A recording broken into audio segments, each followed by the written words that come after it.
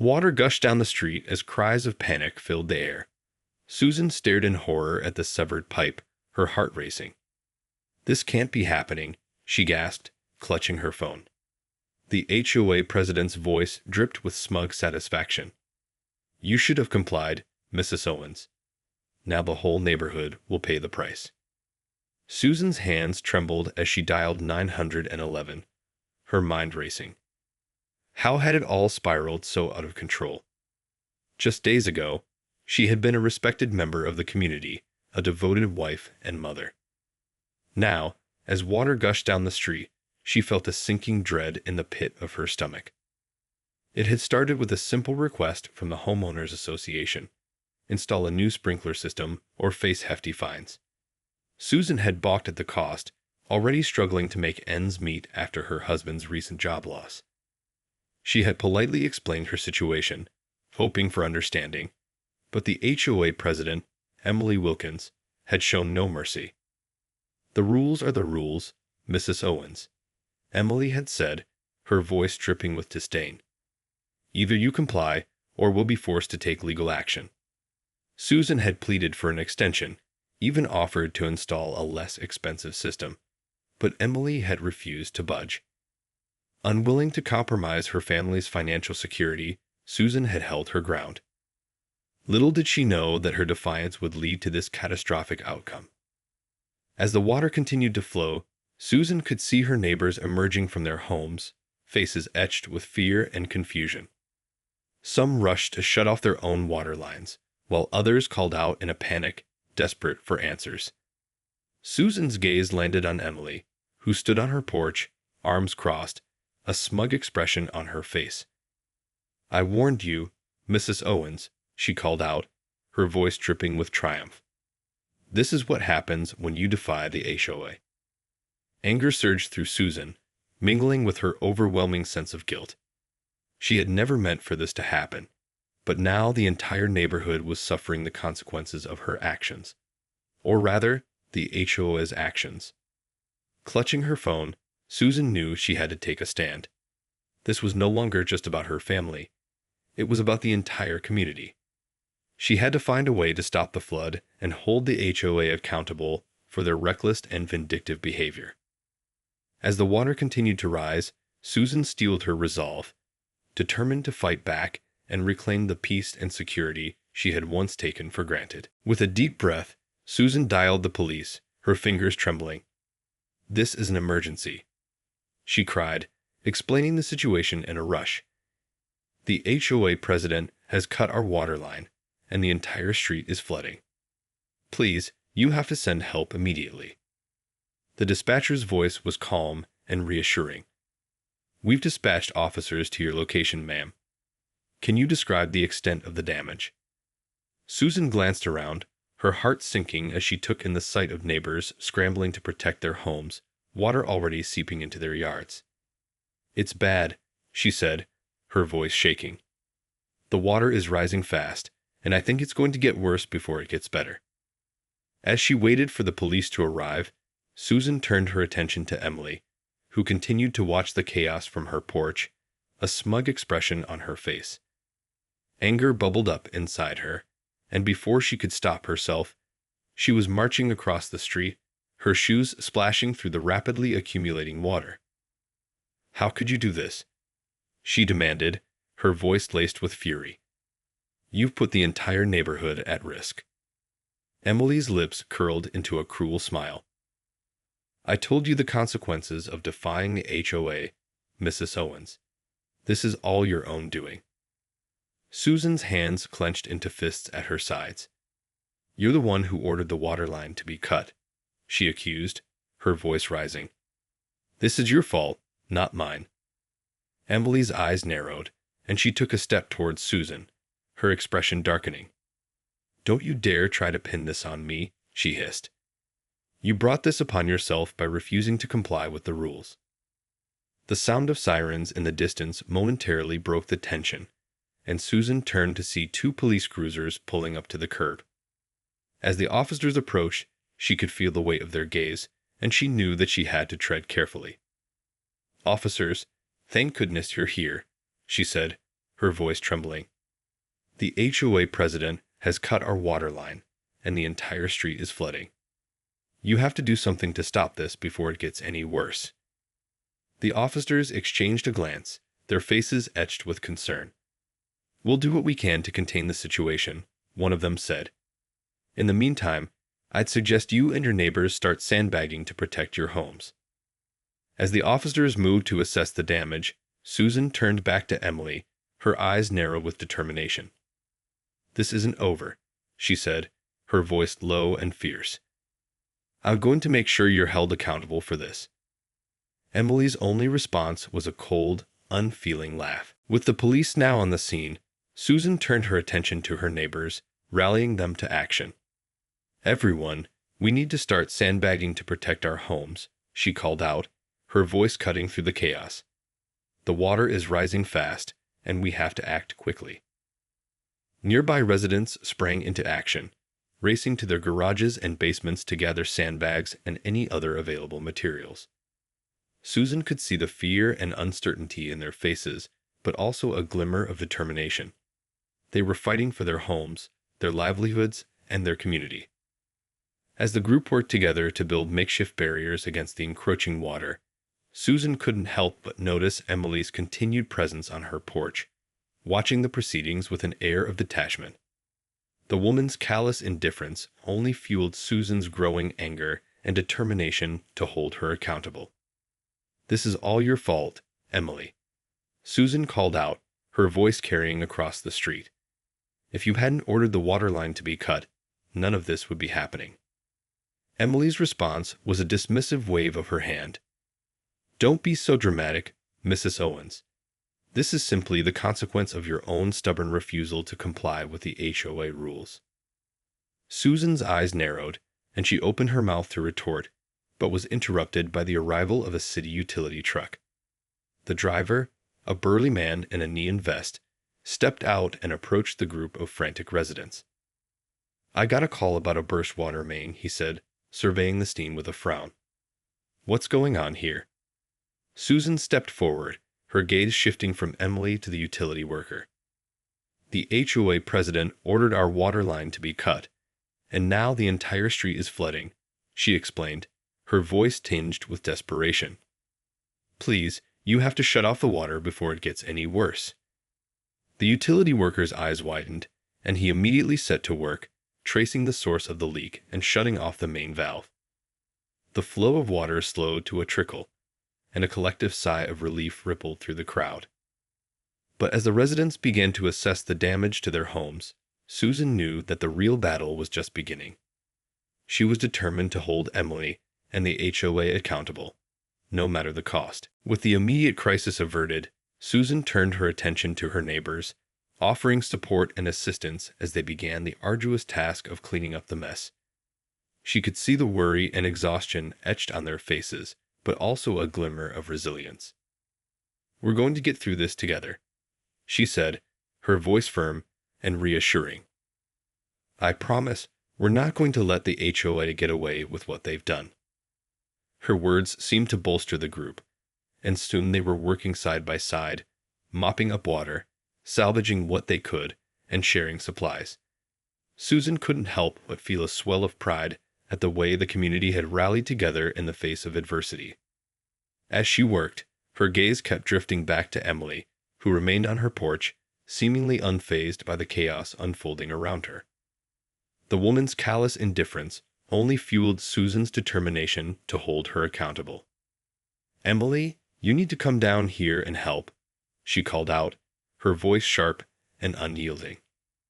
"This is your responsibility, and you need to take ownership of it." Emily's lips curled into a sneer. "I don't think so, Mrs. Owens. I made it perfectly clear that there would be consequences for your refusal to comply with the HOA rules. This is not my problem to fix." Susan felt a surge of rage coursing through her veins. "Not your problem," she spat, her voice dripping with contempt. "You're the one who ordered the water line to be cut. How can you stand there and act like you had nothing to do with this?" The sound of a car door slamming drew their attention, and Susan turned to see a middle-aged man striding towards them, his face set in a fierce expression. "What the hell is going on here?" he demanded, his gaze sweeping over the flood-ravaged street. "I just got a call from my wife saying that our basement is completely underwater." Susan recognized the man as the owner of the house next door, a retired engineer named Jack. She rushed to his side, her voice trembling with urgency. "Jack, it's the HOA president. She ordered our water line to be cut, and now the entire street is flooded.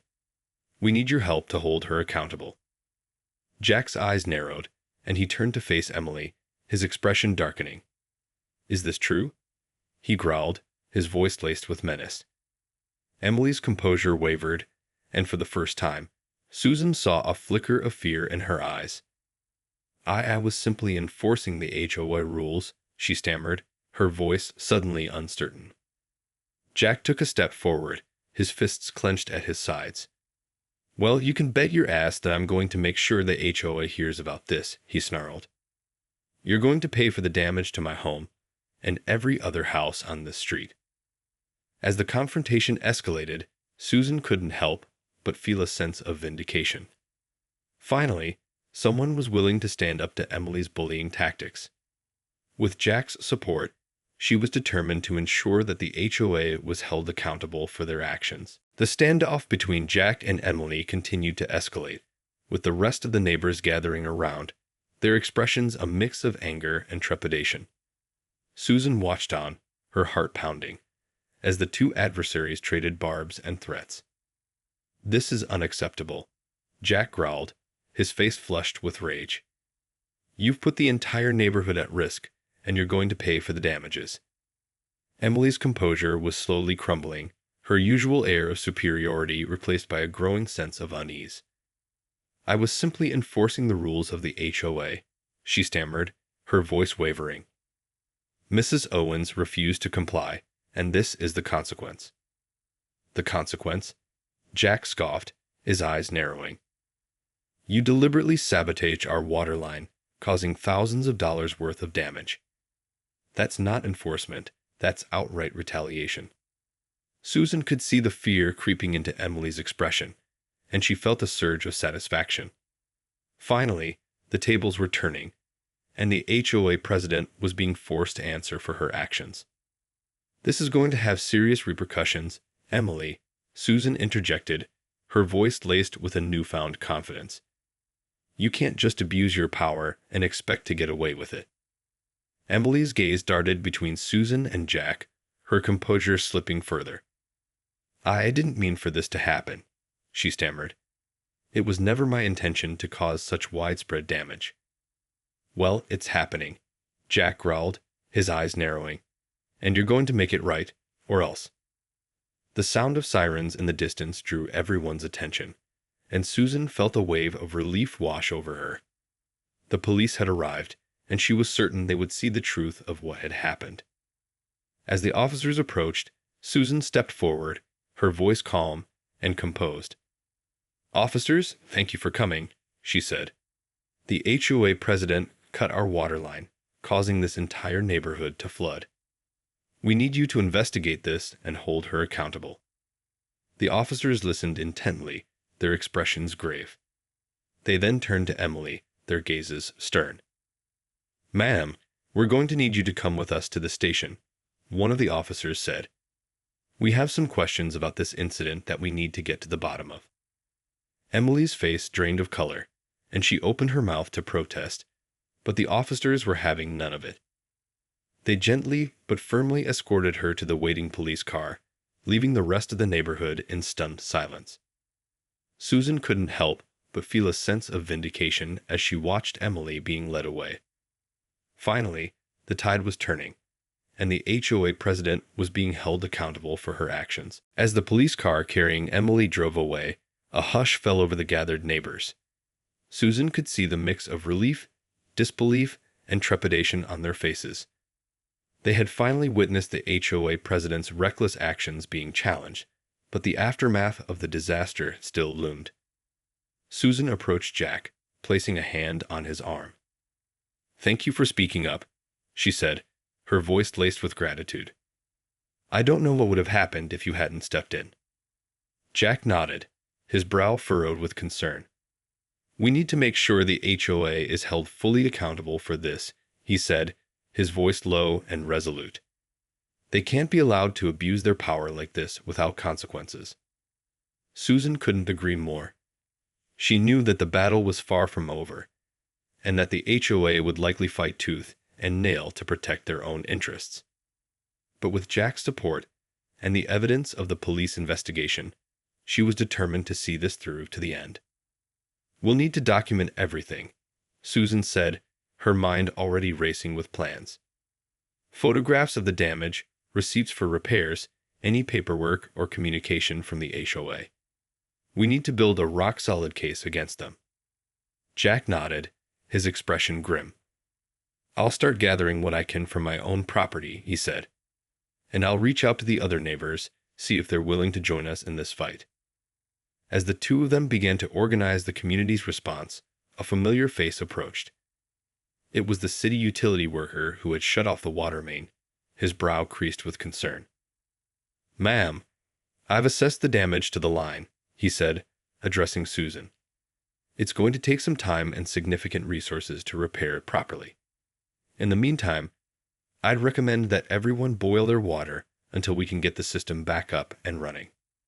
Susan's heart sank at the news, but she nodded resolutely. Thank you for your help, she said. We'll make sure the HOA covers the full cost of the repairs. The utility worker's expression darkened. I certainly hope so, he said, shaking his head. This kind of reckless behavior can't be tolerated. With that, he turned and headed back to his truck, leaving Susan and Jack to face the daunting task ahead. They would need to rally the entire community, organize a formidable legal strategy, and ultimately hold the HOA accountable for the damage they had caused. But as Susan looked around at her neighbors, she knew that they were up for the challenge. This was no longer just about her family. It was about the well-being of the entire community, and she was determined to see it through, no matter the cost. In the days that followed, the neighborhood was a flurry of activity as residents worked tirelessly to repair the damage caused by the flood. Susan, alongside Jack and a growing coalition of concerned neighbors, spearheaded the effort to hold the HOA accountable. They meticulously documented every aspect of the disaster, from photographs of the flooded homes to invoices for the repair work. Susan spent countless hours on the phone, coordinating with insurance companies, contractors, and even local government officials, determined to ensure that the HOA would be held responsible. The group's resolve only strengthened as they uncovered more evidence of the HOA's negligence and abuse of power. They discovered that Emily had a history of using heavy-handed tactics to enforce the association's rules, often at the expense of the residents' well-being. This isn't just about the flood, Jack said, his voice grave during one of their strategy meetings. It's about the HOA's long-standing pattern of prioritizing their own interests over the needs of the community. Susan nodded, her expression hardening. We need to make sure that what happened here doesn't happen to anyone else, she said. We're going to take this all the way to the top, and we're not going to stop until the HOA is held accountable. As the community's case against the HOA began to take shape, the residents faced a new challenge: the HOA's attempts to intimidate and discredit them. Emily, now out on bail, launched a smear campaign, accusing the residents of exaggerating the damage and making unreasonable demands. They're just a bunch of troublemakers, Emily declared in a statement to the local news media. The HOA was simply enforcing the rules, and these homeowners are trying to take advantage of the situation for their own gain. But the residents refused to be cowed. They rallied together, organizing public demonstrations and enlisting the support of local politicians and advocacy groups. Susan, once a reluctant participant in the HOA, found herself at the forefront of the fight, her voice growing stronger and more determined with each passing day. As the battle intensified, the community's resolve only hardened.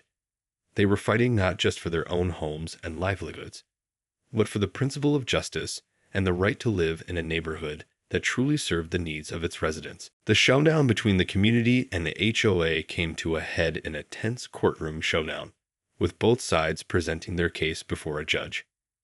Susan, having spent countless hours preparing, delivered an impassioned testimony detailing the extent of the damage, the financial burden on the homeowners, and the HOA's clear abuse of power. This wasn't just a simple mistake or misunderstanding, she said, her voice unwavering. The HOA president deliberately and callously put our entire community at risk, all because we dared to question her authority. Jack, along with several other neighbors, corroborated Susan's account, providing a wealth of evidence that painted a damning picture of the HOA's wrongdoing. In contrast, Emily's defense crumbled under the weight of the testimony and documentation presented by the residents. Her attempts to shift the blame and portray the homeowners as unreasonable fell flat in the face of the overwhelming evidence. As the judge deliberated, the tension in the courtroom was palpable. Susan held her breath, her heart racing, as she waited for the verdict that would determine the fate of her community. Finally, the judge's gavel fell, silencing the room. Having carefully considered the evidence presented, the judge began, I find the Homeowners Association and its president, Emily Wilkins, liable for the damages caused by the deliberate severing of the water line. A collective sigh of relief swept through the residents as Susan felt a surge of vindication. The HOA's abuses of power had been exposed, and their reckless actions had been met with the just consequences they deserved. The Homeowners Association is ordered to cover the full cost of repairs to the affected homes, as well as additional damages incurred by the residents, the judge continued. Furthermore, I am recommending a full investigation into the HOA's practices and potential disciplinary action against its leadership. As the ruling sank in, Susan felt a weight lifted from her shoulders. The community had stood united, and they had emerged victorious. It was a bittersweet moment, tinged with the lingering memories of the disaster, but also a testament to the power of collective action and the pursuit of justice. As the residents filed out of the courtroom, Susan found herself surrounded by her neighbors, their faces alight with a newfound sense of hope and camaraderie. Together, they had weathered the storm and emerged stronger for it, ready to rebuild their community on a foundation of trust, accountability, and mutual respect.